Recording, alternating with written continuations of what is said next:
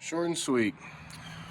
Oil cooler pipe swapped out to the metal one because the engineers had the great idea to put a plastic one.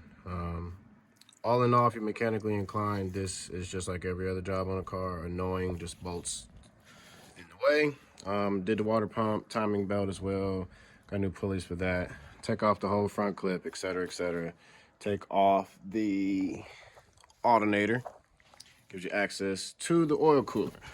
There's plenty of videos on how to do this, so I'm not going to go through that. But what I wanted to touch on was the hardest bolt to get to, which is this top bolt right here, which if you're looking from the passenger side up, it is up there by the starter. It is a B to get to.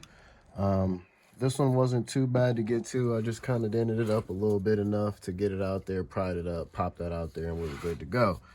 But this right here was very hard to get to. I tried to weld things to it, and I couldn't get a good enough angle on it to weld it to. So what I ended up doing was my buddy cut a notch in it, and I just kind of beat it all to heck till I can get it to kind of pop out a little bit. I then took a Dremel and I flattened one side, and I stuck, I think it was a 15mm socket on it. Got a good enough grip with a half-inch drive. I had a swivel up front, shorter straight in, and then a longer extension out here, and I used my breaker bar, and I got it to budge. Finally got it out. I am going to replace this bolt and then torque it down to spec, but I figured I'd just give you a heads up.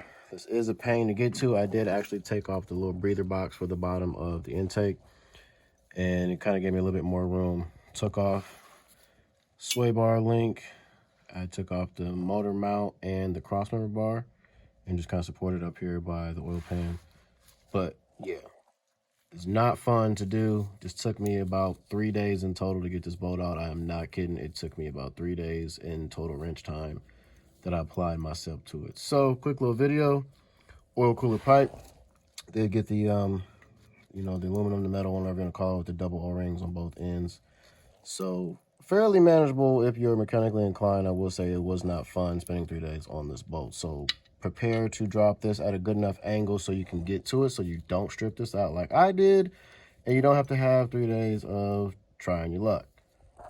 If you need any help, please let me know. I will guide you onto how I did the process and guide you onto the links to the videos that I actually use. I will put them down in the description if I remember to. If not, just message me or comment and let me know so I can get that to you. Have fun.